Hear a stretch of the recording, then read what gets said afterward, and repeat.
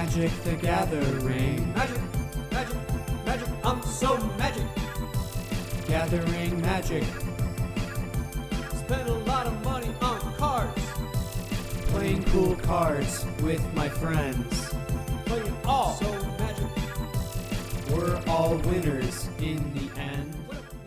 And I just love kind of the Wild West nature of TCG Player. I know. I've gotten some weird stuff. Like, obviously, today's episode is about our favorite cards in our collection. One of which, that isn't in my top 5, is I've got a Hypnotic Spectre. It's like an F&M promo Hypnotic Spectre that was marked as damaged. Yeah. And it came in the mail. And the damage was a signature from Doug Schuler. So sometimes it happens. Yeah, you know what? Like, Hey, that technically works. that's a damaged card. So I got it Legally for speaking, you're right. a really good price. And I was like, yeah, whatever. It's a cheap, cool promo of a card I really like. And the damage was the artist signature. So I love that. That is always a funny idea that, like, signatures actually damage the card. Right. The artist signing it is actually damaging it, but such is life. Such is life. But yeah, anyways, hello and welcome to Wild Dogs, a Magic the Gathering podcast. I'm your host, Leland, and with me here today is our other co-host, Luke. Hey, everyone. And thanks for stopping in and listening to us ramble on about all things Magic. Let's dive into some news and updates. It's funny, I'm looking at our notes here, and we both just have Clair Obscure Expedition 33 is Game of the Year. Yes, easily. Easily. I just, for the listeners at home, I worked in the games industry for a couple of years, and I quit about a year ago. Actually, I'm coming up on my 1 year leaving games anniversary. Oh wow. And I haven't had any desire to play anything. That's fair. Because I was like, you know what? I'm done with this industry. Like I want to, I want to move on. So I just didn't play anything. And then I had no lie, 10 people reach out to me being like, Lucas, this game is for you. Like, you need to play Expedition 33, including you, Leland. Yep. You reached out to me and you're like, dude, you got to play this. So I picked it up. I'm playing it. It is incredible. Easily in my top 10 games of all time. Maybe even the top 5. I haven't beaten it yet. I'm still in Act 2, but incredible. Yeah, no, that's exactly my impressions with my first playthrough as well. I am currently on the final boss, and before I, beat the quote-unquote roll credits on the game, I want to go and do some of the side quest stuff. Yeah. Because there's a lot to do once you reach, I think it's the end of Act 3 or whatever. There's it opens up, the map kind of opens up. No spoilers, Luke, but there's a bunch of side stuff going on that I haven't explored. So I was like, well, let's slow the pace down a bit here. Because I kind of, one of the big draws to this game is the story. Yeah. Oh, yeah. The story is incredible. The characters are just so inspired, well written. The relationships, the interpersonal relationships of the characters. Yeah. It's just one of these things you see in a lot of RPGs or JRPGs, as this is probably closest to the JRPG genre. But this is just on another level. It's in this conversation of Persona, where it's just that good. The story and the relationships and all that stuff you actually you really care about. Obviously Persona 5 in particular takes that to I'd say a whole another level as far as kind of the slice of life, human beings being human beings. Yeah. Bit of the character development. It's not quite at that level or depth. However, these are just real. They just feel like real people in a way that, I don't know, it's just authentic, that makes you actually care about what's happening in this kind of crazy story. And I don't know. I've also just blown away by the quality of this game. It's a game that I saw the trailer and I was like, yeah, I don't know if this is going to be for me. Yeah. It visually looks really cool. I just don't know if I'm going to get into the story of it or whatever. And I couldn't have been more wrong for my first take. It's just I'm so immersed and just so every ounce of this game I'm just loving. Yeah, no, I'm kind of in the same boat. I went into this game. I didn't know anything about it. I didn't know. Awesome. I didn't see the trailer. I didn't even know it was turn based. Mm-hmm. I bought it on the PlayStation Store and I downloaded it because all my friends were coming out to me saying that I needed to play it. And so the first time I got into combat and I saw it was turn based, I was like, oh, okay, cool. I guess that's what we're doing. But no, yeah, the story's incredible. You know, I won't spoil anything. I think this is one of those games that you need to go in knowing literally nothing. Yep, 100%. And I've actually Googled some things and like seen spoilers. Oh and, no! I mean, not like like I learned that there's characters that will join your team. Okay, yeah. So like That's I don't why know how or who they are, Okay. but I saw that Yeah. like, you know, for instance, I'm not gonna say who or who the character is, but like the one we've been talking about, the character. Yeah. Like I saw a picture of him like in your party, and I was like, oh, who's that guy? And so you know, like not like story. I don't know who he was or anything like that. But this is one of those games that you got to go in completely blind, I think. Yeah, I agree. That's why like one of the first. Well, it wasn't one of the first things, but when we were texting back and forth, as you were getting into the weeds of like Pictos and Luminas and you know, min-maxing your party or what have you, I texted you like all caps. Do not look up spoilers. Do not look up anything for that matter. Because there's some twists and turns between the acts that you just don't see coming. Right. It's wild. Yeah. It's definitely game of the year. I don't see how anything even comes close to beating this as game of the year, in my opinion. And actually too, something that so this doesn't sound bad. So this doesn't sound really bad, but I'm not a big fan of like, you know, we've talked about this. I'm not a big fan of anime stuff. Right. And I think part of that is because I'm just a guy from Wisconsin. I'm not like the Japanese culture is something that's never really like appealed to me. I think the art style and like the story structures that resonate with that country of people doesn't really resonate with me. Like I know it does for some people. I know there's like people that love anime and stuff like that. I'm trying to say this in the most delicate way possible. But like you hate weebs. I listen, I don't hate weebs, but it's not for me. It's not for me. Fair enough. But so I really enjoy when people take like the JRPG style, or they take stuff and use it, you know, it's their influence, and then they make westernized versions of it for the Western audience. For the Western audience. So whether it be like, you know, quality of life stuff that the West gravitates towards, or art styles or story structure, all that stuff. Sure. Like, so I really, really, really like this game also too. And I had suggested to people, if you don't resonate with the anime art style, you don't, you know, that whole story like structure, JRPG genre, this is the game for you. Because I've never played a Final Fantasy, which we'll talk about later. I've never played a Final Fantasy game. I've never played a JRPG before. Because it's always kind of turned me off of the art style and the weird story structure. Well, not weird. It's, you know, but this is like an Americanized Western version of it. And yes, it's French, you know, like the developers are French, but like I resonate more with France than I do with the East. Sure. So that's also something I'll say, where like if you haven't been able to get into, you know, Japanese stuff because it's just like the art style turns you off, or you don't like the story, like this is a great game for you because you'll get a taste of what everyone's talking about in a language you understand. Yeah, no, I think that's a good spin on it, because I'll admit there's a little bit of weeb in me in that I love I do love Japan. I love the culture. I used to be really into anime back in like middle school, high school type vibes. We all had a phase. Ghibli, that type of stuff.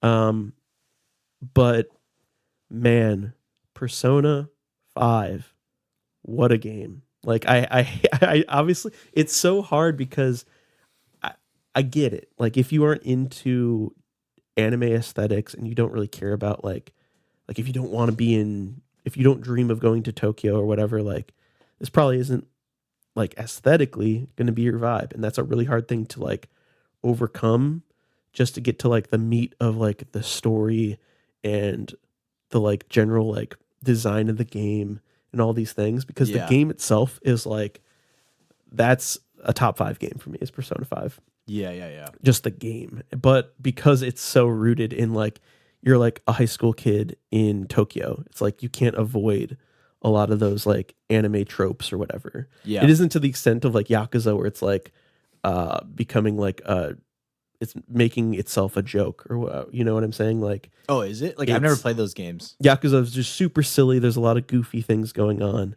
I'd say Persona, the tone of Persona is always like pretty serious. It takes itself seriously. Okay. But it is anime, so it's like I can see why it's hard to surmount these kind of aesthetic preferences Like I heard that in Persona, you're like a high school kid, but you can like have you can like romance your teacher or something like that in it. And I was like, I'm good. Like I don't need that. See, there are some of those. Like, I don't know if that's even goofy- real, but that's what I heard. So I was like, I'm good. I'm not gonna try this.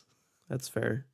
Is that actually in the game? There's romance. I don't know if you Okay. can. I don't know if it's like with. I doubt it's with the teacher, but there are romance options. Like Oh, that's a big God. part of the game. Yeah, that kind of stuff. I'm like, all right. But even with like taking another game like Metaphor Refantasio, which has like same vibes of Persona, Okay. putting it in a fantasy world, maybe a little bit more palatable for you, Luke. But it's still like anime art design. Yeah. Don't think you can do it? I don't know. I'll challenge myself. Funnily enough, I did play Persona 5, but it was because I was working. Wait, how much of so you've played Persona 5? Yeah, How no, much- I played it for like an hour or two, and I okay. did it because it was actually given to me from my work. I worked in UI. For people who don't know, I made menus in a lot of games, and one of the games I was working on, they were taking inspiration from the UI in Persona 5, and like everybody on the team knew what that meant, and I didn't, so they got me a copy of it and told me I could. It's like kind of hyper stylized. Yes, stuff, yeah. exactly. Where it's like, the menus are, popping out at you, and also the sound design for like the menus is really interesting too. They play different sound effects when you're scrolling through. good. And they actually apparently they did that as like a what do you call it? As an accessibility setting. So like people who like have trouble seeing could know where they're at in the menu. From the different sounds. Which is pretty helped cool. me because I struggle with, we're both colorblind, Yeah, so we we know what's up with that. Right? Yeah. Which actually, by the way, being colorblind was actually a huge benefit. Oh, I'm sure in actually. Yeah. UI, because like That's I could be funny. like, that looks whack, like you got to change that, or But anyways, yeah. Here's a quick little. So the thing I think you'd appreciate about Metaphor Refantasio is the boss designs are similar in nature to that of what we're seeing in Expedition 33. Okay. Just like these big kind of set piece designs with like a huge, like wildly designed beast or monster that we've encountered in Expedition 33. It's very similar to that I like that a in lot. Metaphor Refantasio. The thing is this is your party. It's like anime crew.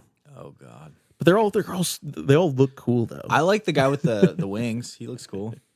Yeah, he's like the ship's captain, and like this guy's like a little ninja bat dude.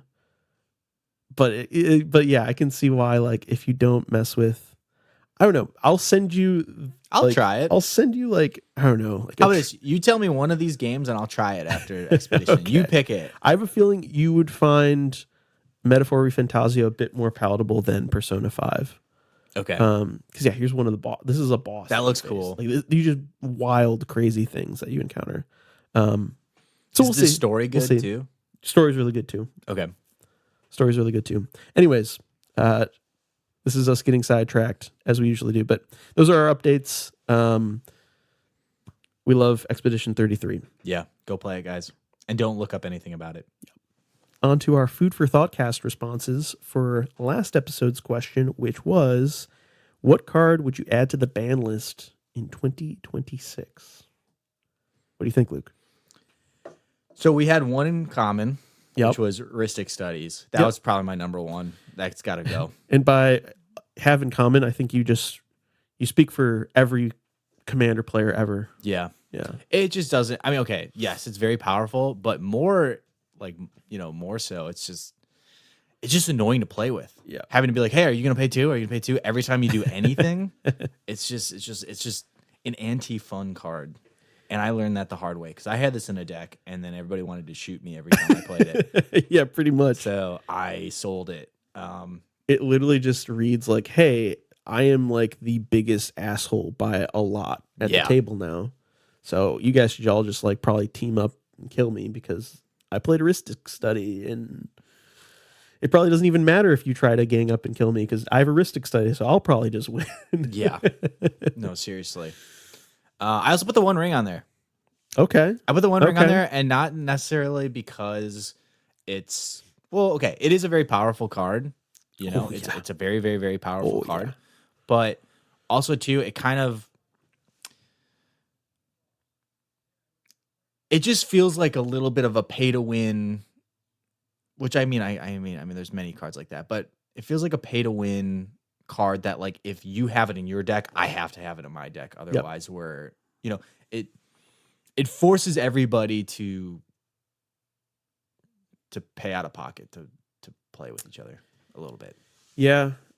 And I mean, I know can you agree with that. I think you can that's rule zero it, you can proxy well, it. But I think part of it is that's kind of why would the bracket system exist now. yeah, Is like if we agree that we're all in bracket 4, it's like we're all going into this game agreeing that we all should have 1 rings, yeah, Or if we're bracket 3 or lower, if we're all bracket 2, none of us get 1 rings, yeah, Bracket 3, it's like we each get 3 powerful cards, maybe you choose Ristic Study, Underworld Breach, 1 ring. Like you can be that guy, but that's fine because it's only 3 cards, and like we all have access to 3 powerful cards. right. So, but I think the 1 ring is a good choice because it is just ridiculous. Yeah. Also, there's only 1 printing of it. It's only in 1 set. There's no Universes Within version of it. Like, Sure. Yeah, it's expensive. Expensive. it's expensive. And again, you can Cross-promoted. proxy it, but I mean, I'm just glad I grabbed one of the boxes. One of the fat packs that it came in. Right. And I didn't think anything of it. I just got it when the set came out, and Yeah, I got lucky and opened a copy just in a pack. But yeah, you pulled one.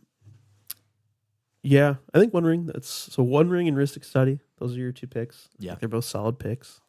I also chose Ristic Study and Underworld Breach, which Yeah, is, I think that's more so just for like CDH side of things. Like Underworld Breach doesn't really impact the lower brackets, really. no, I mean, it could for sure. It's a massive isn't combo it piece. uncommon?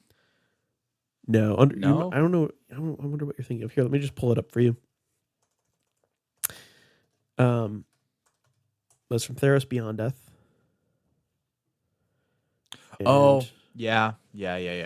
it just allows you to just like if you're playing the right deck, this is a huge combo piece that allows you to just play everything from your graveyard. That's funny. We were just talking about Escape before we started recording here, and this just gives everything Everything has Escape, and it's Escape, like, yeah. all right, well, Lion's Eye Diamond. Well, there's just so many ways of breaking. You don't even really have to think hard about breaking this card. It's just like you just cast this and get a ton of value for 2 mana. Yeah. So, yeah, I don't know, but this is definitely more of like a CDH ban type thing, and I don't really care about CDH Yeah. that much, but I think so for casual perspective, Ristic Study just needs to go. Yeah. And then maybe for the more competitive minded players, I think Underworld Breach is like kind of a boring card. I don't know. I mean, it's an exciting effect to play with. Like, Yeah. I've had I built it was like Breach Grindstone Modern deck that was recently banned. This was a banned again in Modern. And they brought it back and they were like, oops. And then they banned it again almost immediately. Our So, bad. It's just that type of card where it's too powerful. But I don't know. It doesn't, like I said, doesn't affect the lower bracket, so maybe it's fine. I don't know. No, I could see a reason to ban this. I'm down. I can get behind it. All right. Cool. So those are our 3. 1 ring, Ristic Study, Underworld Breach. Gone. See you later. Finito. Thanos banned. They're done. Yep. In terms of WotC news, before we get on to the main topic of the episode, which we're both extremely excited to talk about, our favorite cards in our collection. Yep. It's gonna be a lot of fun. But WotC news, we have Final Fantasy. It's going down. Yeah, it's real. It's right around the corner here. How do you feel about it? What are you thinking? What are your initial thoughts on the set? I don't want to be a Debbie Downer because I don't want to yuck other people's yums. Okay. I'm just simply not a Final Fantasy guy. I'm realizing that I think previously I've taken the stance that like Universes Beyond is cool because it connects audiences from different fan bases, like Magic fan base and like Final Fantasy or Lord of the Rings or Doctor Who or whatever. Like people gets people into the game, gets people into the other property, whatever. And I think that's such like, I've now realized that perspective it's minded towards, it's idealistic in the sense, if you frame this as like, hey, these have to impact the game of Magic the Gathering, using the excuse like, oh, this just brings people together. It brings gamers together. Yeah, that's not true. It's like, well, what? But like, when it comes down to it, these are now Magic the Gathering cards that impact the game Magic the Gathering, and this is an entire like several hundred card standard legal set now that we have to engage with. Yep. And now really seeing it in practice and seeing that now I have to like, and I guess I don't have to, but Cloudbound Moogle this is a Magic the Gathering card now. Yep. In standard, which also means Pioneer, which also means Modern, which also means Legacy, which also means Vintage, means everything. Yeah. Commander, whatever. Man, I don't know if I dig it. Yeah. Like, Lord, I think that's my issue here now is like straight to standard is a no-go for me. I get why they had to do it. There's all the issues now here with Arena and not having access to the IP for whatever. Like, there's a lot of issues here. But, man, Moogle's Valor, that's a Magic card. Slitskin, the Moogle Merchant, this is a Magic the Gathering guy now. Yep. You can say that it's a Final Fantasy guy all you want. This is a Magic the Gathering card now, Luke. And it just is in all formats. Yeah. And like I have had like the straight to Eternal, I'm realizing doesn't like affect the game as wholeheartedly. Because like who knows, maybe there's a Slitskin deck that now we have to see at Pro Tour we don't, but this is just like a random example. Yeah, yeah. But you have to see these cards on the Pro Tour. It's like, I don't know if I vibe with that. Yeah, or like also too, they're nowhere safe now. Yeah. You know what I mean? Like there's no like, oh man, I don't like this Universes Beyond thing. But that's okay. I just play Modern. So I don't have to deal with, I just play Standard. So I don't have to deal with that. That's not, there's no safe place anymore. This is an invasive species that has crept its way into the entire ecosystem now. Yeah. Like I think that's what it is. Cause obviously we felt this a little bit with the One Ring, like you mentioned before. It just is. Yeah. The second that came out, it was in Modern, it was in Legacy, and it was a plague upon those formats for sure. It still is a plague upon them. Still is. But yeah, there's just something. There's something about having selfies be a eternal keyword now that just really doesn't jive with me. It just what was the selfie card? No, it was, I sent it to you. Oh gosh, I forgot what it was. I think we deleted hold on. If I just do, this is the test. I'm in Scryfall. If I go Oracle text selfie. Yep. Man, that felt really bad. I'm telling you, ladies and gentlemen.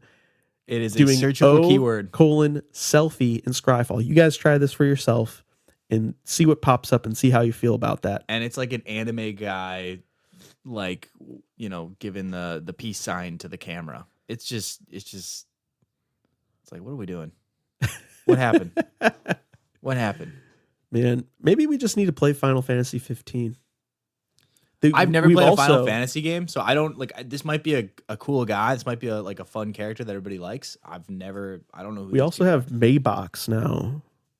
We got the drop top with the Regalia, Final Fantasy 15, which I'll just to like preface all this. I've only played 2 Final Fantasy games. I played a little, probably like the first chunk of Final Fantasy 7, which I should probably go back and beat. I know it's like the best one, whatever.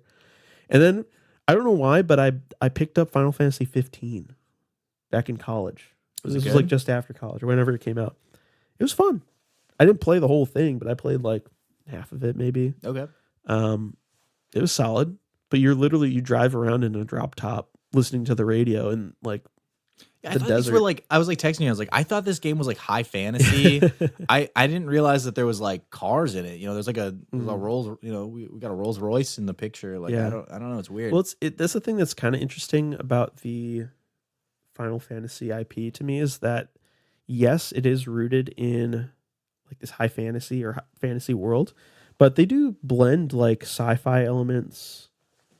Final Fantasy 7 is almost more so a sci-fi game than it is Okay. high fantasy. That's cool. Anyways, yeah. We've got selfies in Magic now. I hate to, and I literally said, I started this statement by being like, I don't want to yuck other people's yums.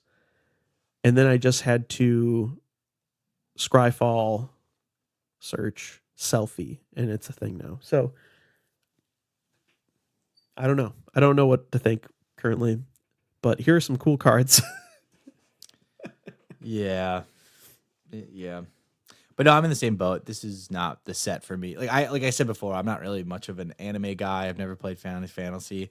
But the set seems really powerful. Like, I mean, again, we've talked about this before. I have a hard time like determining if something is powerful or not. But Sure. this seems pretty powerful to me. I don't know. It seems like the power level of, like Lord of the Rings and stuff, but it's a standard set now. Yeah, I haven't been able to like fully gauge how playable a lot of these cards are in other constructed formats. It does feel like this is kind of like a commander set that ended up being a standard set. I don't know. There's just so many legendaries and like stuff that does nothing for. I noticed that. There's so many legendaries in this set. Is this the most legendaries released in a set before? Because like I feel like every other creature is a legendary creature in this set. I could be wrong, but I'm sure there's a way we can scrap all this. Run the numbers, but I'm just gonna real quick. Is first print, so we don't get all the other printings. So there are 96 new legendary cards in Final. I think that might be that's a an lot. Insane amount of legendary cards at first printing, and that's not even including. I thought you were going to say 30. Yeah, no, I thought I was 96. I knew it was going to be like 50 plus, but 96. What are we doing? What is this, dude? We're just saturating the market here. This is wild. Okay, well, I mean, sorry guys. You're watching us in real time. Realize, wait, was this a mistake? Like, this is wild. 96. It's pretty wild. It's cool.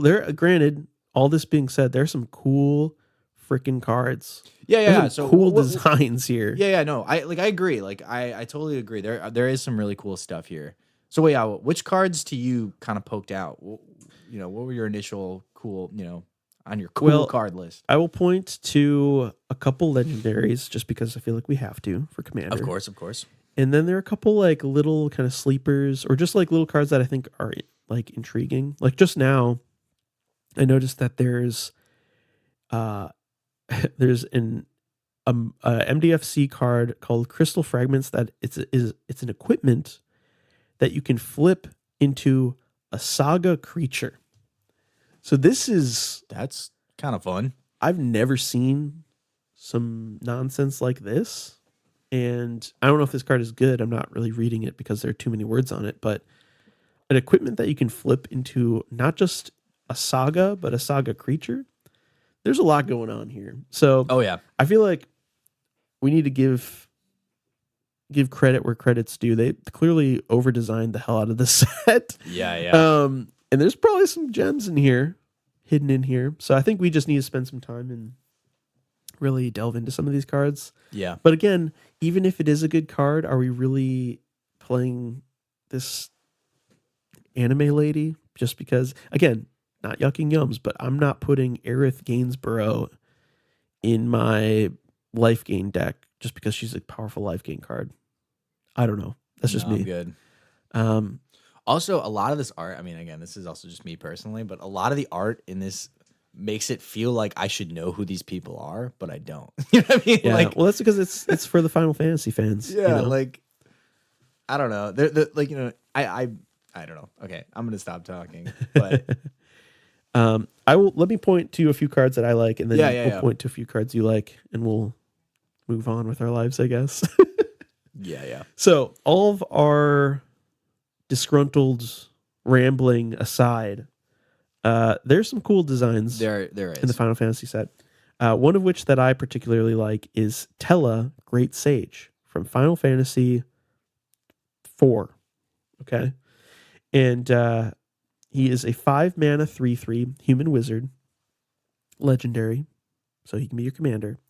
Whenever you cast a non-creature spell, create a 1/1 colorless hero creature token. If 4 or more mana was spent to cast that spell, draw 2 cards. If 8 or more mana was spent to cast that spell, sacrifice Tella, and it deals that much damage to each opponent. That's awesome. To me, this is the coolest Is It spell slinging deck, period. There's so many, like... I mean, I wouldn't say the great. I mean, Okay, well, there's Garrett there's like, Stein is pretty cool. yeah, you know? okay, yeah. I'm not gonna... There's some cool... Yeah, but it's whatever. up there. It's in the top 5. To me, I've tried to build a couple Is It spell slinging decks, and I always just get bored. Dang. Tella is like, hey, what if we did that, but also you just drew a ton of cards, and we can throw a bunch of weird X spells in here where you can just pump as much mana into this as possible, and I'll explode and kill all your opponents. Like, this is kind of a funky design that I can get down with. I like it.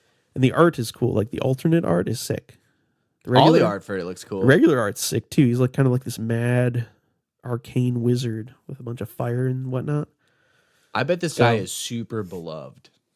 And I hope have he is. no idea who he is. Maybe he's a bad guy. I don't know. But I think the next guy that I picked is a bad guy. He just looks evil as hell. Oh, yeah. So, No, this guy's... He's definitely the antagonist to Final Fantasy VI. If you guys can guess who I'm talking about. This is Kefka, Court Mage.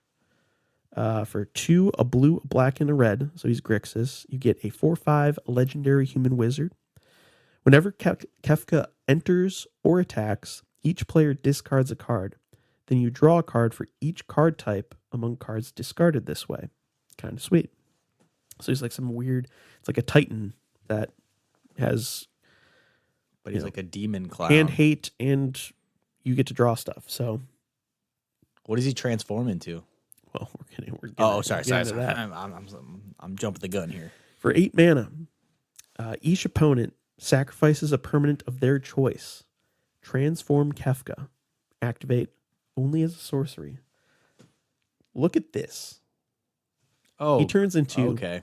Kefka, Ruler of Ruin. He is a 5/7 legendary avatar wizard with flying.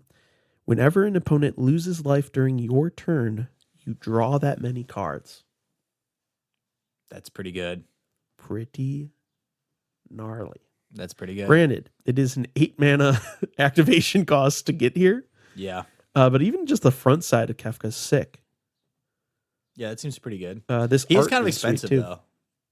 5 mana it's fine in Commander. $5 for that? Come on, that's pretty expensive. In Commander for a card engine that ETB and attack trigger? Yeah, but $3 of those dollars are different colors. This is not a problem. Okay. Casting Kefka is not the problem with this card. Oh, okay. I think he's powerful enough. He's worth the price tag for sure. It's the flipping 8 mana. I don't know, maybe you just do Grixis big mana, because why not? Honestly, you don't even really need to do anything else with this deck. You just have Kefka on board and you're happy. He's got a ton of different arts. He's like a goofy little clown guy. I don't know. He's kind of freaking me out a little bit. Yeah, I don't like This one looks cool. That looks creepy. That's nightmare fuel. This one's my favorite though. Collector number 322. It's like this kind of kabuki stencil or colored pencil rather type vibes. Yeah, so I dig those guys a lot. And I've got 2 more that I wanted to point to real quick. One is Dreams of Laguna. This is a super who cares card. It is a common. It's for 1 and a blue. It's an instant speed. Surveil 1, draw a card. So it's like a slightly more expensive Consider. It also has flashback 3 and a blue.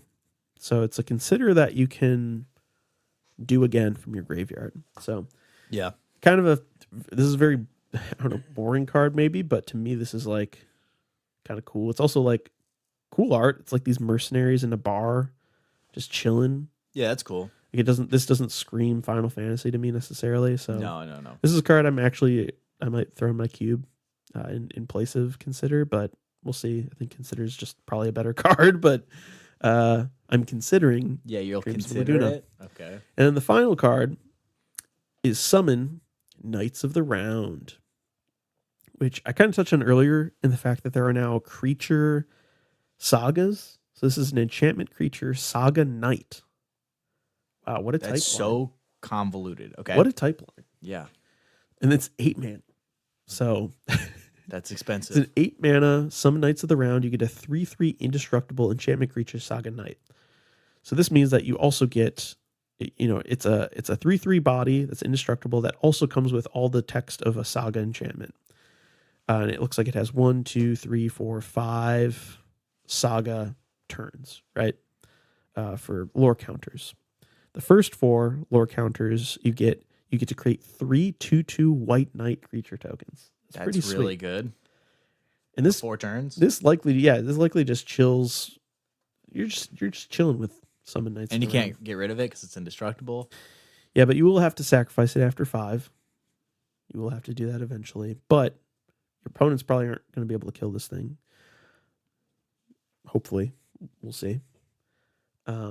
And then once you hit 5, you get Ultimate End. Other creatures you control get +2/+2 until end of turn. Put an indestructible counter on each of them. That's really annoying. Super annoying, but it's hard to... Like, imagine if you put that in Preston. Everything I know. gets +2/+2 and indestructible, and you already have Yeah. like 50 tokens. It's just 8 mana, though. It's 8 mana that, like, you have to wait 5 turns to get that effect. I just like this I card. gotta stare at it for 5 turns and Yeah, know I hate- can't do anything about it. I gotta stare at this Final Fantasy card for 5 turns. No, thank you. Honestly, is the Final Fantasy set the nerf for this card? Is that like is that the worst part No, about I think it's 8 mana that, I mean, granted, 8 mana for its 4 bodies that are all, I don't know. It's hard. It's really hard for me to, because Also- it's 3/2/2, so it's 6, 9. So you get 9 power for 8 mana on 4 bodies. It's like it's not an exciting rate, but it's like fine. Yeah, And then yeah. you get that for the next 4 turns. Seems pretty good. I don't know. I can see token decks using this as like a haymaker, but your deck really has to care about the creation of tokens. And I don't know. Even once you hit that 5 +2/+2 and indestructible isn't like wild. Yeah. I don't know. I think it's cool, and I wanted to point out that we now have enchantment creature sagas now. Yikes. How about you, Luke? What were a few Final Fantasy cards you enjoyed? I got a couple here. So the first one is the Earth Crystal, which is the most Yorvo card I've ever seen in my life, which reads for 2 colorless and 2 trees. It's green spells you cast cost 1 less to cast. And then the next part is if 1 or more +1/+1 counters would be put onto the creature, twice that many +1/+1 counters are put on that creature instead. And then for 6, you can tap it and distribute 2 +1/+1 counters among 1 or 2 creatures you control. So basically, green spells cost less, make more +1/+1s. And it's an artifact. It's a legendary artifact. So pretty good.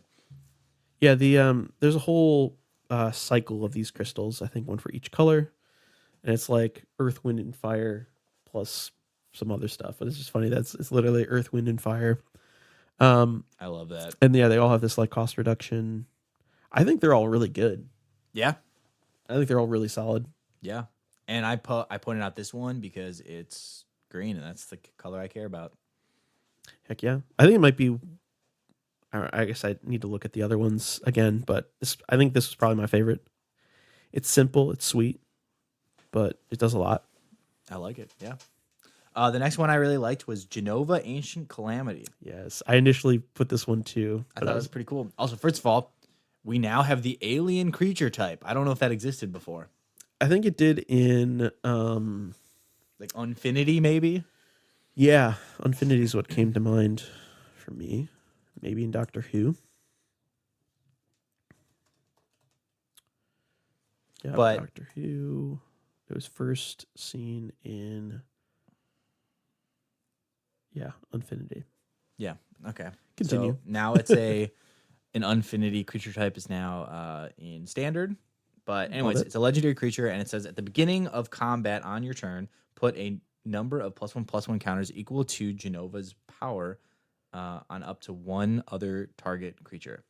That creature becomes a mutant in addition to its other types, and it says when a mutant you control dies during your turn, draw cards equal to its power. So basically, it's just like, you put +1/+1 counters on a creature, it becomes a mutant, you sack it, and you get to draw a bunch of cards. And also, I don't know who this character is. I don't know. Apparently, they're from Final Fantasy. What is that? 7? Yeah. So I don't know who this is, but they look cool too. The art's awesome. This might be a beloved character. I don't know, but Almost certainly. But set collector number 346. I love this kind of borderless art. It's very sweet. yeah, I don't know. Also, too, I don't have any. What is that? Grixis? Black, green? Golgari. Golgari. So I do not have any Golgari decks. So maybe I'll make this. Maybe. Maybe I'll make this. So I think the don't know. prerequisite is you have to complete Final Fantasy VII. No, I'm okay. That's all right. I'll leave that to you guys. All right. My last one. So I don't know anything about Final Fantasy, but I hear about this character all the time from everybody, and I think I know why. But yeah, Tifa Lockhart is in Magic the Gathering. Nice. I think people like her for a couple reasons, but she's mono green, and I don't know if that's fitting for her. I don't know what her deal is, but I just thought it was kind of funny. She, Tifa Lockhart, this beloved character, is kind of she's in my realm. She's in the green. She's in the green world. But yeah, her ability is that she has trample and landfall. Whenever a land you control enters, double Tifa Lockhart's power until the end of turn. So she seems pretty good. $2, trample, beef her up every time you put down a land. I don't know. I don't know if that's fitting for her character. I don't know if that's fitting for her gameplay, but yeah, I just thought it was kind of fun. This character I've heard a lot about, that's very beloved, is green. So kind of cool. Yeah. There's also the other Tifa from the commander set. I don't know if she's the face commander, but she's in the commander set, and she's Naya. So red, green, and white. So kind of cool. Cool. Is she like in the game? Is she like a ninja? Like, what's her deal? Like, what's her? I don't know anything about her. Okay. I couldn't tell you. It's been years since I played She Final looks like a Fantasy VII, boxer, and I only maybe. played She's half got of like it. fire So- fists. I don't know. Yeah, no, she looks very cool. So, anyways, yeah, those are our favorite cards from the Final Fantasy set that we do not like. Yeah. Well, thanks for coming to our TED Talk. Also, us describing Final Fantasy is like when my parents describe like shows on Netflix they're watching, It's so bad. But so bad. It's just not for us. That's for just, us, dude. it's just how she goes. It's just how she goes. We tried, guys. We tried. So now, on to this episode's main topic, which is our Magic collection. Yeah. Luke had the idea. Yeah, how did this idea come up, Luke, by the way? So, I've talked about this on the show before, but I'm getting married in July, and when you have bigger life events, you kind of think back on some, I don't know. You think introspectively about the past, and so I actually recently, we talked about it at the top of the hour, but I love watches, and I have a watch collection, and I wrote an article about the watches in my collection and why they're important and what they mean to me. And it started getting me thinking. I was like, what's the other collectible thing in my life? I guess you could say collectible, but it is Magic the Gathering. And so I have, every Magic the Gathering player has a library of cards. And for me, some of those cards stick out for various reasons, and Totally. so I just I wanted to hear, I was curious to know what your favorite 5 cards are. and kind of the stories behind them and why they're meaningful to you.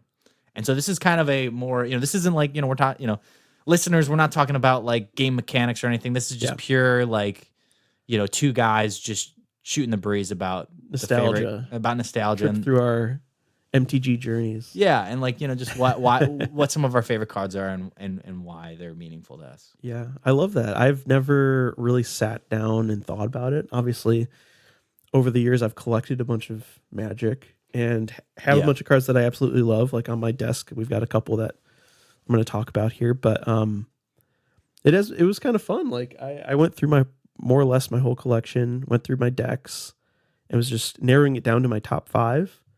It was a lot of fun. Yeah. And so we're gonna go from 5 to 1.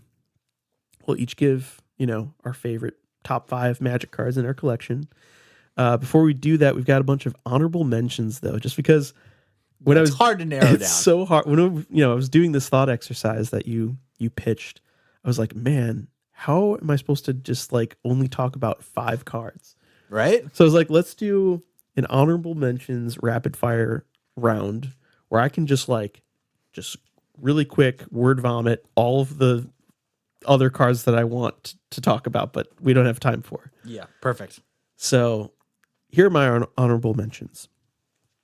I've got this on my desk. One of the 3 cards I have on my desk, we'll talk about the other 2 in a bit, is this signed artist proof of Preston the Vanisher.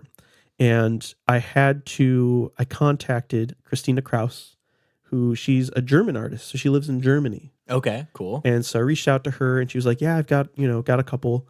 And she was very sweet, very nice, by the way.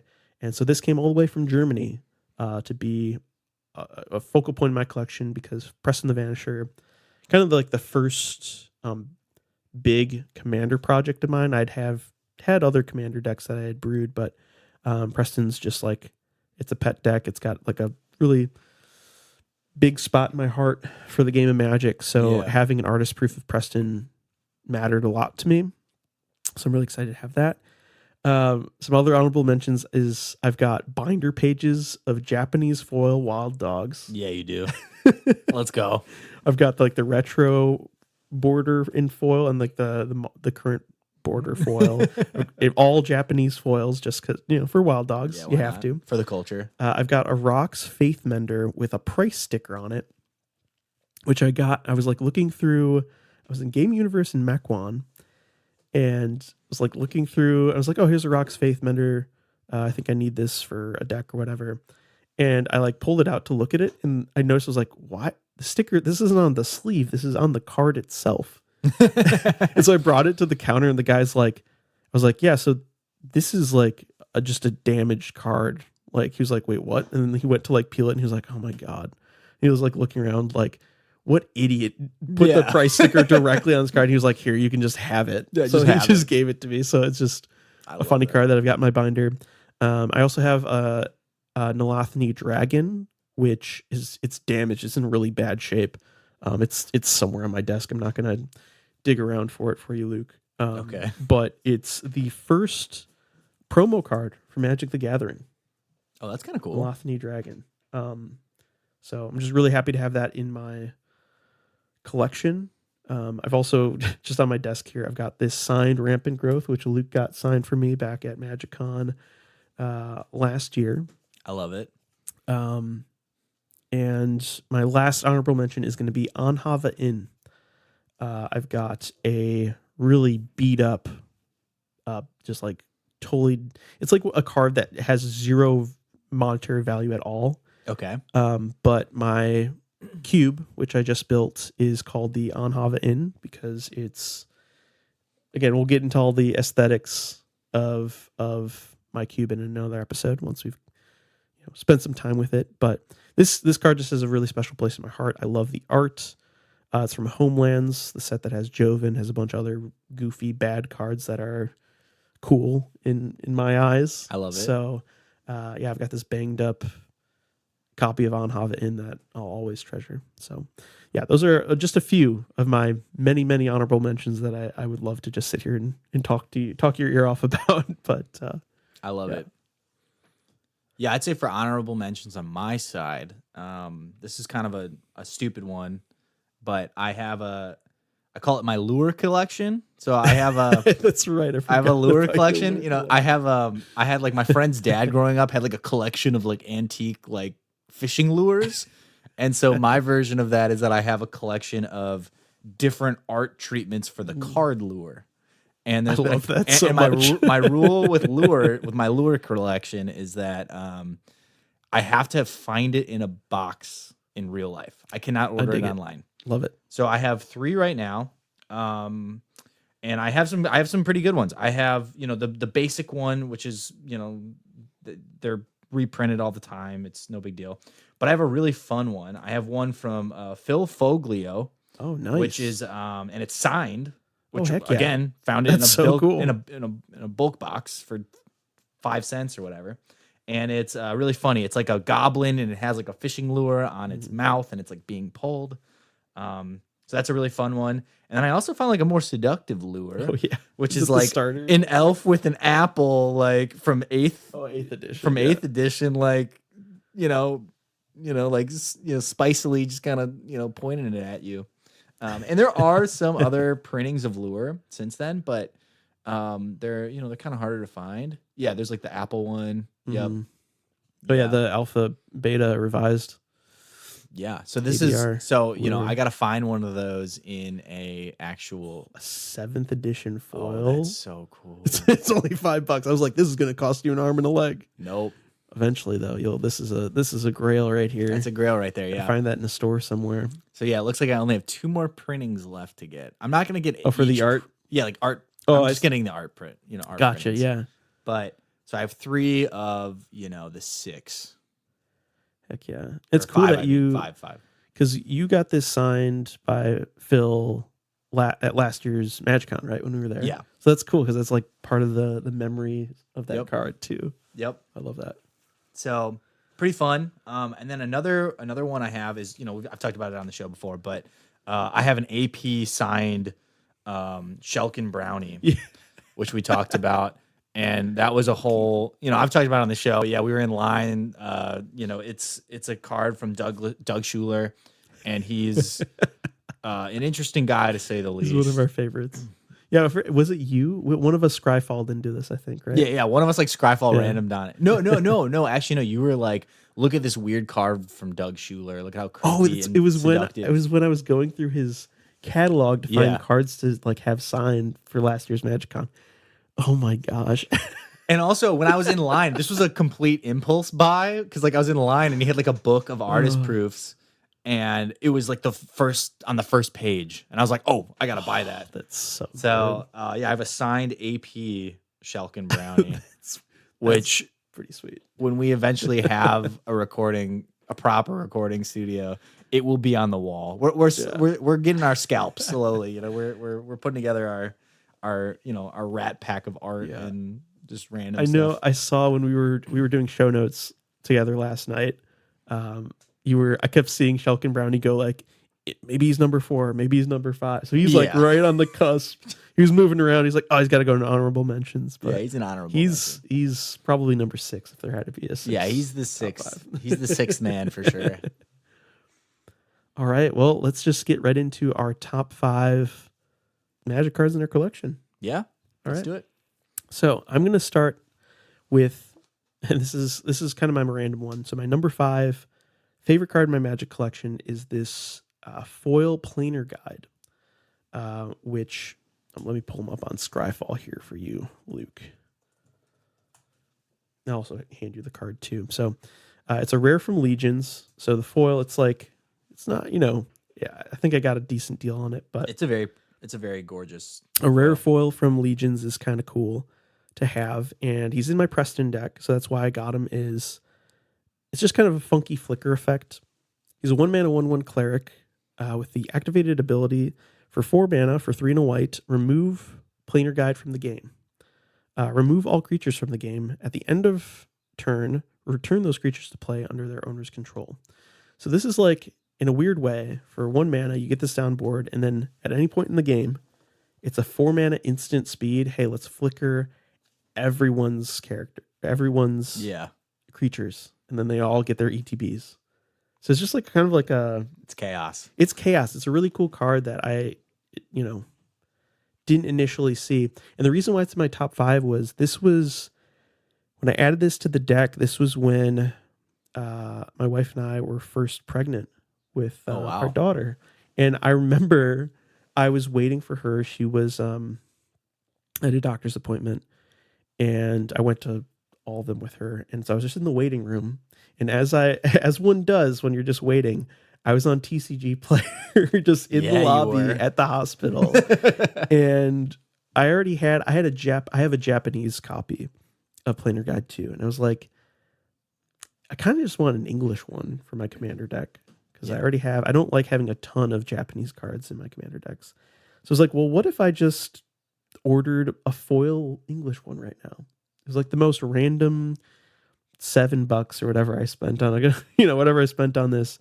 But it has like, the reason why it's number 5 is because this is like, in a weird way, tied in with the journey of my daughter and my wife and my family. So it's like, it's got that kind of connection for me in a kind of wholesome way, I guess you could say. I love that. The impulse buy in the waiting room at a hospital. Yeah. I'm here for it. What's your number 5? Yeah, so my number 5 is I have a copy of Lightning Strike, which is reprinted all the time. But I have my favorite artist of all time is Frank Frazetta.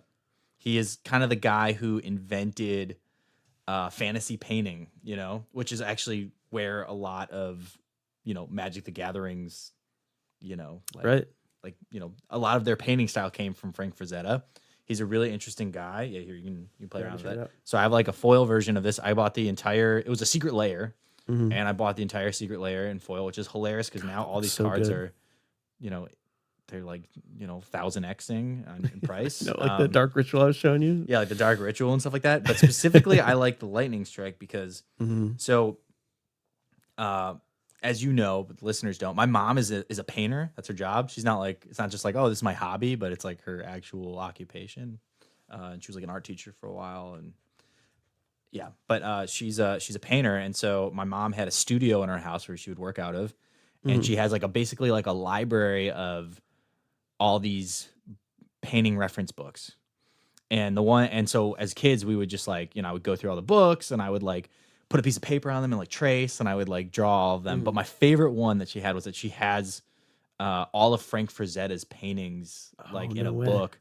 And so that like blew my like 10-year-old, 12-year-old mind going through all Frank Frazetta's paintings, and they're all like war scenes and stuff. Also, a lot of spicy stuff too. He definitely liked the ladies. So, but yeah, no, I have vivid memory of like watching Saturday morning cartoons and redrawing this painting, which is his painting against the gods, which is, a fantasy guy with a sword and there's like lightning striking it and all that stuff. And so I have vivid memory of me like on a Saturday morning watching cartoons and like drawing this in like trying to redraw this painting in my like little kid notebook. That's awesome. And so, yeah, so my number 5 spot has to be Lightning Strike. Against the gods, Frank Frazetta. Heck yeah. Yeah, and all, like you said, all of the arts that they chose for the secret lair are all so sick. Yeah, it's hard to pick one, as the favorite because they're all just fantastic. And the Seize the Day and the Midnight Reaper are both, these are both from his like Death Dealer series. And the Death Dealer paintings are very, very famous if people don't know. They actually like somebody like these paintings were so famous that like they had like a novel series written. Oh wow! Like a series of novels. That's so cool. Like written just based off of this guy's paintings. That's how prolific he was. Wow. People just saw pictures and were like, "Man, I'm gonna write entire lore books on this one painting." That's so sick. So, also Frank Frazetta is awesome in that his daughters. So. He was a very great artist, horrible businessman. Okay. He gave away paintings like to like his like dentist and stuff, because he just was like buddies. I like that though. Yeah, I like that. So it's like so you can actually find a lot of his like sketches and stuff on like eBay for just a couple $100 because he was just so like, oh, you're my neighbor. Here's a painting. Here's a famous painting that, Wow. is the cover of, books and stuff. Right. And so his daughters are trying to recollect all of his work, and like, they're putting together they have a museum. Oh yeah, sure. Of his house, his house, and so you can like walk around his studio and stuff. But Where is it? I want to say it's in the Northeast. It's either in the Northeast or Florida. I don't We'll have remember. Wild Dogs field trip. Yeah, I'm That'd down. be sweet. I'm down. All right, what's your number 4? All right, number 4. It's got to go to on my desk here. I have a Pine Barrens, which this is a bad Magic card, by the way. It's a land that comes into play tapped. So this is a tapped land that you tap it for 1 colorless mana, or you tap it for black or green and it deals 1 damage to you. That's bad. So this is just a land where wastes that deals damage to you, but it comes in tapped. So it's just like all downside. Yep. However, the name is Pine Barrens. So I sent this to shout out to Awful Altars. You can check them out on Instagram. But it is a Sopranos altar, and it's got Christopher and Paulie during the episode, which is called Pine Barrens. So it's just that's so funny. It's like I the opportunity popped up. I think Awful Altars posted a video. They're constantly posting like their altars that they do, and they're all hilarious. But they did a lighthouse altar of just like Willem Dafoe's face. I wonder if I could pull that up quick. My Instagram's that's hilarious. Not connected. Maybe it's connected. Actually, I totally can do this. Let me just show you. Also, that's pretty cool that you got Awful Altars to like you have an Awful Altars. Right. Yeah, it was this card. one. It was the Toxic Deluge of Willem Dafoe's face in the lighthouse. So I DM'd him and I was like, hey, is this still available? And he's like, no, sorry, it just sold. And I was like, oh, that's too bad. And I was like, well, do you do commissions? Like, are your commissions open right now? He's like, yeah. Like, what do you got? What do you want? And in that moment, I was like, oh, he would be perfect to do Pine Barrens on a Pine Barrens, So eventually this will be in my Vati Ildal deck, which is Golgari.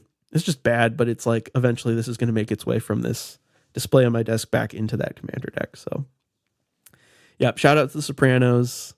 Shout out to my first altered card that I had commissioned from Awful Altars. And yeah, it's just one of the most infamous episodes in Sopranos history. So just very, very happy to have that as part of my collection. Oh, I love it.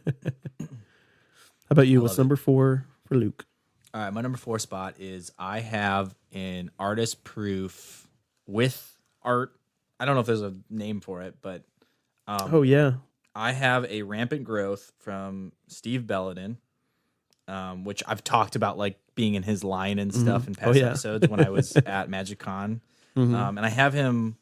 He has an artist proof, so the back is all white, and then he's drawn on it like a squirrel with like a bar graph behind him, because it's Rampant Growth. So it's like, like this, and also, by the way, the time I bought this was when the whole GameStop stock thing was happening. That's too funny. And what's kind of funny is that I actually had GameStop, like I had like a couple stocks of GameStop, and I sold it in the peak of like when all this was going down. So I like to think that I bought Rampant Growth with the proceeds from the GameStop. Oh, I love that stock thing that went down. Yeah, this is like if people are listening to this like 10 years from now, they're gonna be like, "What is he talking about?" But, yeah, right. Just Google it. It was a weird time. It was. But yeah, no, I have this, and like I talked about it, before, where I was in line at Steve Belladin's for like 2 hours, and I like became buddies with the people around us, and like there's a lot of shenanigans that happen in that line. We had people like cutting in. It was just a whole thing. But then but when we actually got to getting around to talking to Steve Belladin, he was like a really nice guy, and he was like giving everybody time and like was asking them. And I bought this, and I remember he was like, "Oh, that's a great one. I had a lot of fun doing that one," and he was talking about it. But yeah, I have like a squirrel. Yeah, it's like a weird You'll see in the picture when we post this, but there's on the blank side and the back, it's like a squirrel looking menacingly with like a stock portfolio in the background. It's pretty funny. It's awesome. And it's like, I like how on the front it's the like golden-ish ink. Yeah. For the signature. Yeah. That's special. That's really good. Also, it's like one of those funny things where like I bought this card and it was like, I don't know, like $100 or something. And then he's like, it comes with a free signature. I was like, okay. Like I'm already like signatures are like 50 cents. Like, okay, cool, dude. Like great. Thanks for the deal. Like, but yeah, no, that was that's my number 4. Love it. All right. Number 3. This is pretty special to me. I officially own a dual land now. So this is That's exciting. This is my revised Badlands, which is in my Crooks deck. So our buddy Taylor sold this to me for a good price, all things considered. It's definitely got a bit of wear and tear on it, but that's what you're looking for. That's kind of what you want, I feel, from a lot of these classic Magic cards, especially dual lands. Obviously, if you've got near mint duels, like that's super cool too. But I just like that this has a history to it. Like you can see the history on this card, and yeah, just the fact that I now own a dual land. That's pretty cool. It's a very special card to have as part of your collection, and it's in my favorite deck, my Crooks the Dual Commander / Canlander Rakdos midrange deck. So yeah, I mean, really not much else to say besides, hey, I've got a Badlands, and that's all I need to say. I think. Pretty cool. I'm very, very happy to have this in my collection now. So that's pretty cool. How about you? Number 3. All right, my number 3 card is the Great Henge. So the Great Henge was my first value chase card. Mm-hmm. I really, really, really, really wanted this card for a long time, and I was buying packs hoping to crack it. Like I was really lusting after this card for a long time, and then I actually bought this card kind of as a gift to myself when I worked on the video game Multiverses when that game came out. This was like kind of like, oh, cool. And by the way, this card was like what, $40? Like, it's not a lot, but it's like, for me, it's a lot, that's expensive for a Magic card. Yeah, for sure. So those kind of commemorate that whole situation, that game coming out. And, it's funny. Back in the day, I thought that, I was like, oh, this is a $40 Magic card. Therefore, it must be the best card of all time. Like it's, like for a card to cost that much, that'd be crazy, But, since then, this card is, there's a lot more cards that are more busted than this. Sure. But it's like classically powerful, though. It's classically busted. Yeah. Yeah. And yeah, this was the most expensive Magic card I've bought to date. Yeah, it looks like it's gone up since then, too. It's like sitting around 60.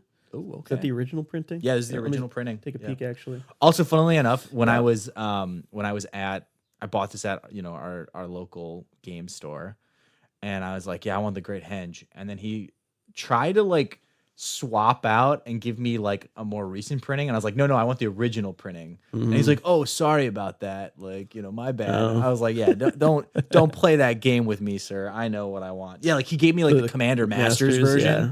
And I was like, no, I want I want the one next to it.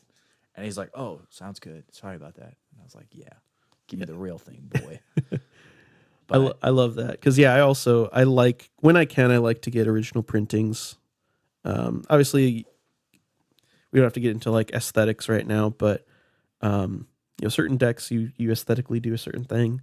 Yeah. But you can't go wrong with just getting non-foil original print of a card. Yeah. You know what I mean? It's just like classic. Like that's if I had, and I don't have a copy of the Great Henge, but if I had to have one, it would be that exact printing for sure. I love it. Yeah. So that's my number 3, the Great Henge. Cool. All right, number 2. This is my number 2. Number 1, it was hard to pick. Yeah. Which was which, but I have to go for number 2. This is my Mark Tadine signed Foreign Black Border Soul Ring. And I've got the shadow signature on it. And I believe it's the German Foreign Black Border. So it's cool. Sonnenring, which is very cool. And yeah, I got to, this was this year, so this was like for my birthday at MagicCon Chicago. I made a mad dash when we got there for the Mark Tadine line. It was like, I have to pick one. Again, that's my tech that I recommend you guys do. When you pull up to MagicCon at the start of the day, pick one artist that you really, really want. That's like one of the more sought after artists, and just go do that line and just bite the bullet and just sit there for however long. Fortunately, Tadine's line, because we were early, it was like pretty chill. I think we were there for maybe like a half hour. Okay. Not bad at all. Not bad. And first, starting the day with, a signature on a bunch of stuff, City of Brass, No Mercy. I had, what else? Ponder. Like Tadine there's a reason why Tadine's line gets long. He's got tons of classic cards. Yeah. And so if I had to pick one, obviously Soul Ring, you can't go wrong. It's a classic everyone loves. And I got this card again from our buddy Taylor. He brought it back from a trip to Europe as a souvenir for me. So it's special in that regard too. So a card that was a gift from a friend that I got signed by one of Magic's most famous artists, and it's the notorious Soul Ring too. Yeah, and it's playable. Yeah, super playable. Turns out Soul Ring, it's pretty good. It's an okay Magic card. Not bad. So yeah, it's like, the 10th Power 9, some like to call it. But yeah, so cool card, cool backstory. Mark Tadine's a really cool guy, so cool card for my number 2. How about you, Luke? I love it. So again, kind of hard. 1 and 2 slots were kind of hard to choose between. But my number 2 slot is Psy Master Thopterist. And I have a foil promo version. I don't know if it's promo. It's got the date on Let me it. see. Oh yeah, it's the pre-release promo. Pre-release. Okay, pre-release. It's probably the rarest Psy there is. Oh, really? Okay. Well, I bought this in I don't know. I wasn't, I'm actually curious. I should see what other printings of Psy there are. There's a new one. I actually have the newest printing behind it, but was it the anime one? Anime one, but we don't talk about that. We don't talk about that, yeah. But any hizzle. I bought this actually from the bulk legendary creature bin at our local spot, at our local store. Nice. And this is from M19. It's the promo. And I was basically on the hunt for a new commander. And I saw this guy, and I kind of fell in love with him. And this is going to sound very, very pretentious. Very, very pretentious. But in a lot of ways, I feel like Psy Master Thopterist is kind of my self-insert into the game. Oh, I dig it. He's, for those who don't know, he's a legendary creature, human artificer. He makes Thopters whenever you cast artifact spells. And his flavor text reads, "Industry without artistry is just a fancy way to fill a junkyard." And I actually, in a weird way, for people who don't know, I'm an engineer. I'm a software engineer. This is a problem I have with every job I've ever worked at, is that there's a push and pull between quality and getting things done quickly. Yep. And which is also that's a push and pull in every job. Is, do you want the job done right, or do you want it done quickly? And I'm always pushing for quality over quickness, and to varying degrees, it's been followed. But I don't know. I just really dig Psy. I feel like he's my self-insert into the game of Magic the Gathering. He's an engineer like me. He's all about quality, and also he's very playable. He's also a very powerhouse. He's a very powerhouse, playable guy, and I'm really, really glad and lucky that I stumbled upon him in a bulk bin, because otherwise I would have never. He's a mono blue card. I would have never. Right? Yeah. Not me at all. So it opened your eyes a little bit to blue. Yeah, exactly. I just kind of fell in love with this guy, and he's a regal engineer sitting at his desk making cool things, and that's kind of who I want to be. So, I love it. all right, yeah. What do you got? All right, we're down to our number one. So these are our current grails of our collection, our number one cards in our collection. Yep. And for me, I've got this artist proof foil signed Croxa, Titan of Death's Hunger. I got this year for my birthday in Chicago, MagicCon Chicago. The artist, Vincent Pros, really cool guy. I think a Chicago native, has worked with Guillermo del Toro. He's like a very famous monster designer. That's awesome. It was him and his partner or wife. She was there. I got to chat with her for a bit while waiting for signatures or whatever. And I saw this in a binder right in front of her, and I was like, "Oh yeah, I want that." Like I probably need an artist proof of Croxa just because this, to me, this is like my favorite card of all time. Wow.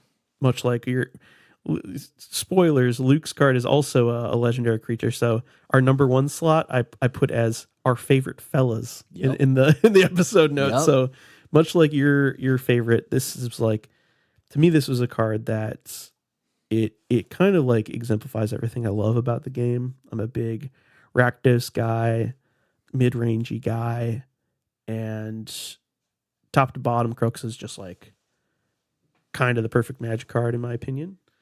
It's just awesome. So like being able to like go to MagicCon Chicago on my literal birthday, my 30th birthday, and I got to talk to Vincent, super nice guy, and had him sign a bunch of stuff. He obviously signed this artist proof. I've got, another foil Croxa signed by him. Yeah.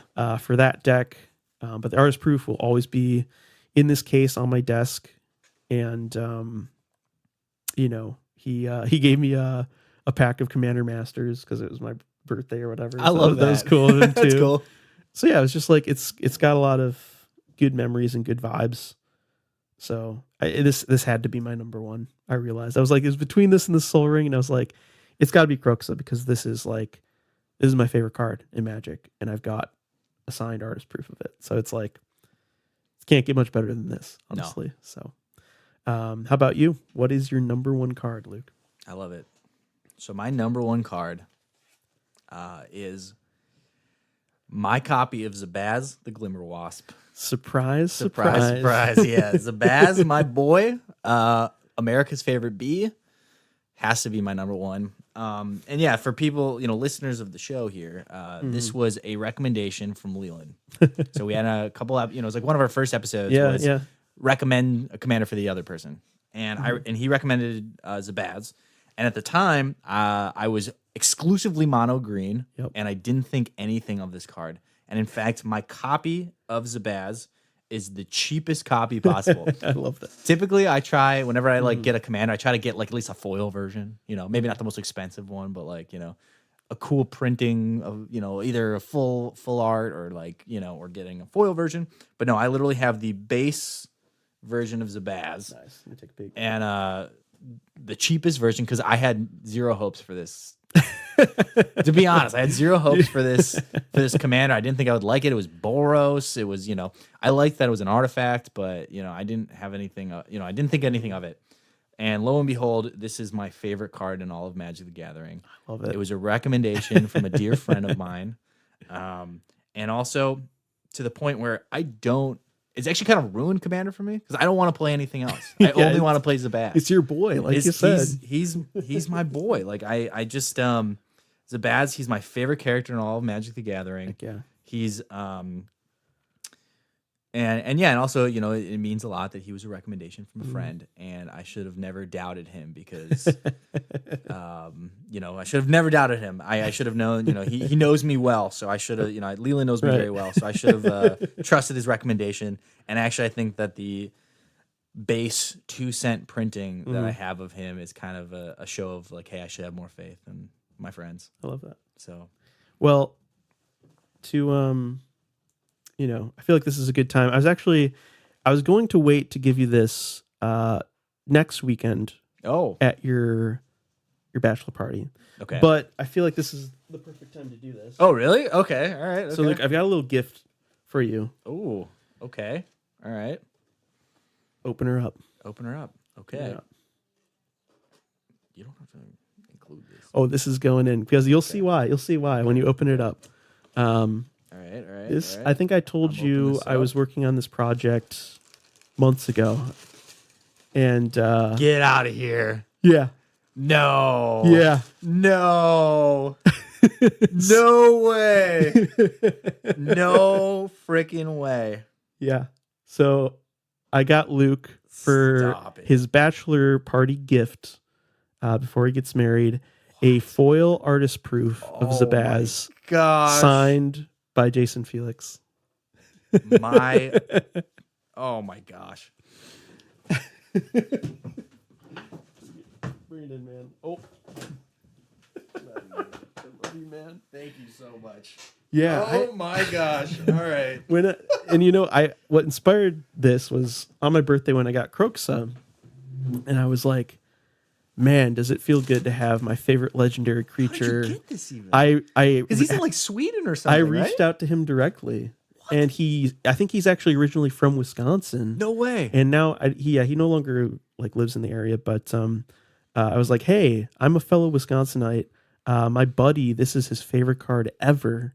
Is there any way you could, like, if you have any artist proofs left, no way, could you sign one and send it my way? And he was like, my fellow cheesehead, I've got you. No way. Yeah, and so it went down. Dude, wait, how'd you contact him? I just emailed him. I found he has a website and emailed him directly. And yeah, I purchased a Zavaz signed artist proof. Dude, you are the best.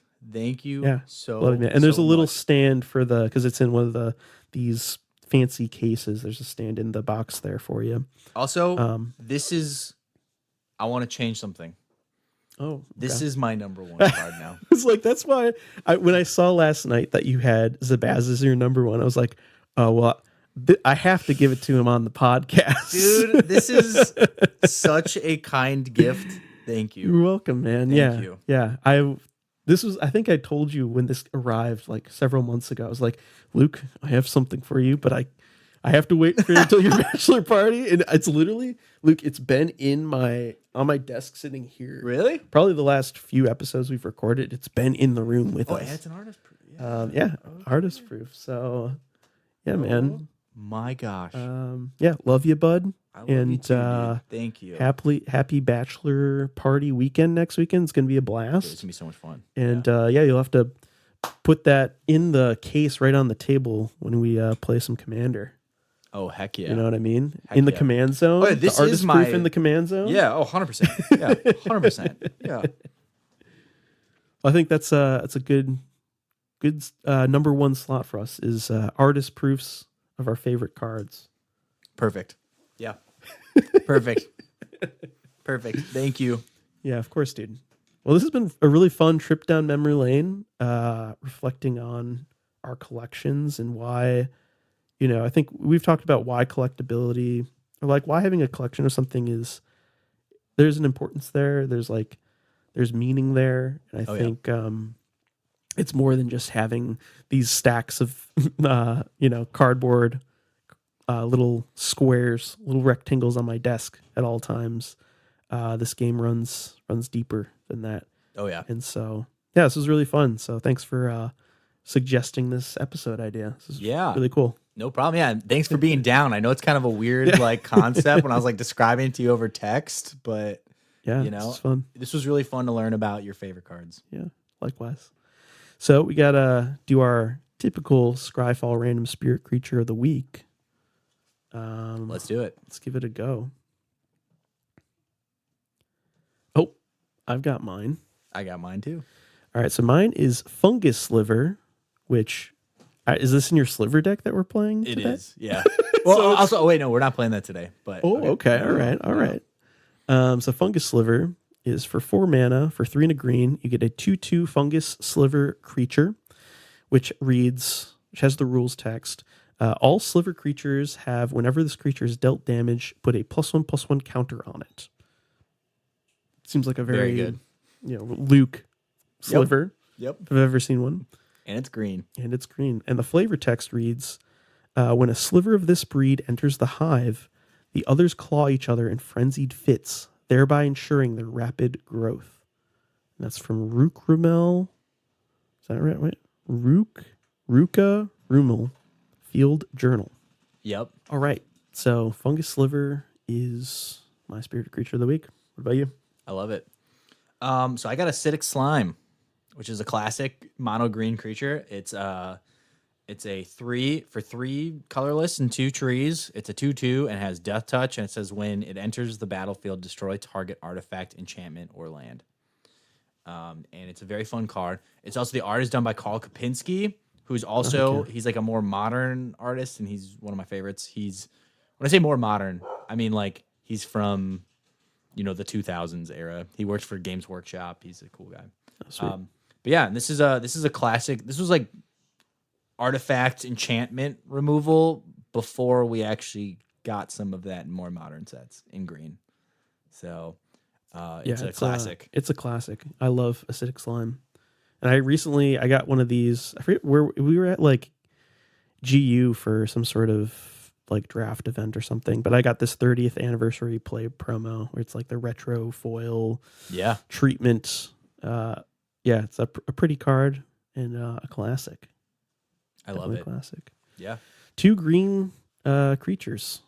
It's very Luke. We got Luke. I know. Spear creature. There's been a lot of green this episode. I dig it. Yeah. I love it. So anyways, for next episode, our Food for Thoughtcast question at the top of the episode is going to be, what is a grail MTG card for your personal collection?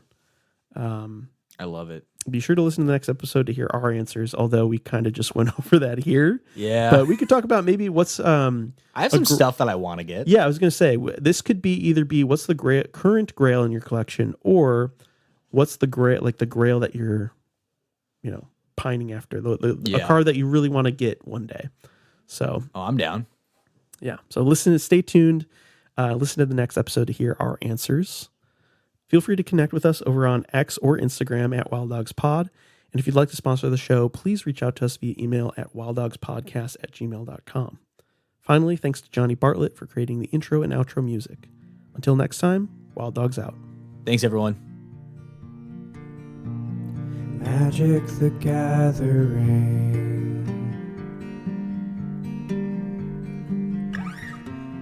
Gathering magic with my friends.